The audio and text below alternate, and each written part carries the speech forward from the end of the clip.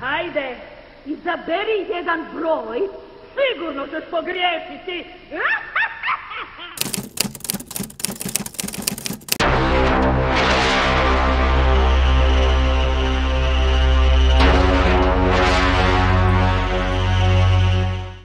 Crna boja meni priziva mir i duha umjetnosti. Zelena boja predstavlja mi mir i slobodu. Zelena boja podsjeća me na prirodu i jako sam sretna i oduševljena kada vidim zelenu boju. Plava boja predstavlja mi more i kada vidim svaki put se opustim, sretan sam kada vidim plavu boju. Ljubičasta boja u meni budi osjećaj sreće i kreativnosti. Pidän kaksi käsi kiinni juomista niinku. Ei, en mieti huomista kun tartut tuopista. A few hours later.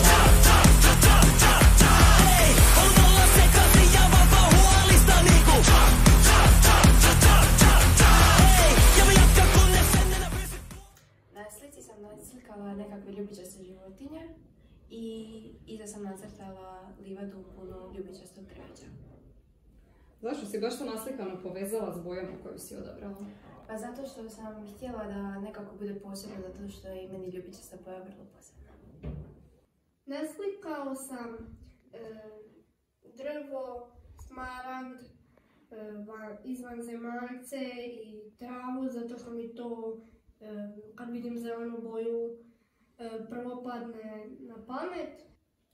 Naslikala sam drvo zato što ono znači život. I svi ovi mali simboli poput zbrana, srca, nota, to je samo jedan mali dio u mom životu, koji mi jako puno znači. Naslikao sam more, zato što mi pokazuje mir i možeš se zauvijek istraživati. Nacrtala sam krokodila, kornjaču, djetelinu sa 4 lista, žabu i kaktus.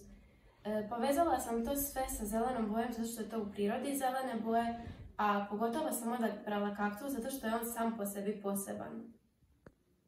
1 week later.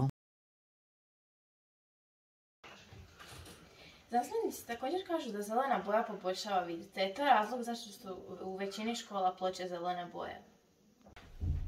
Plava boja je hladna boja.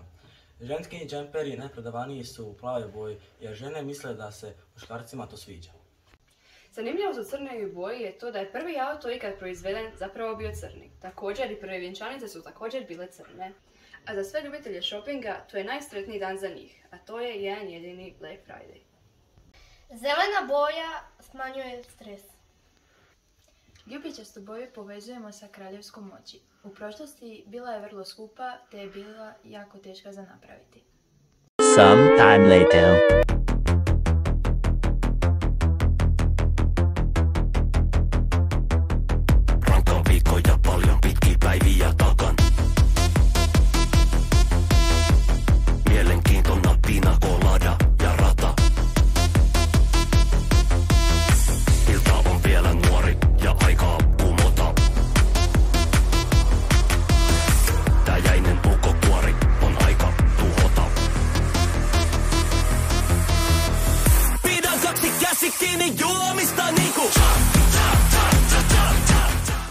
Učenicima smo ponudili broševe koje nose ovisno o raspoloženju.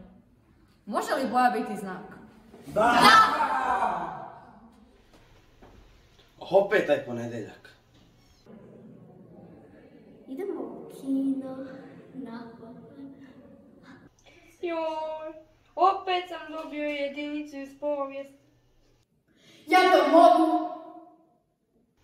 Joj, ta srijeda, ni početak, ni kraj. U potpunosti te razumijem. Četvrtak. Izvrstan dan za provesti u prirodi.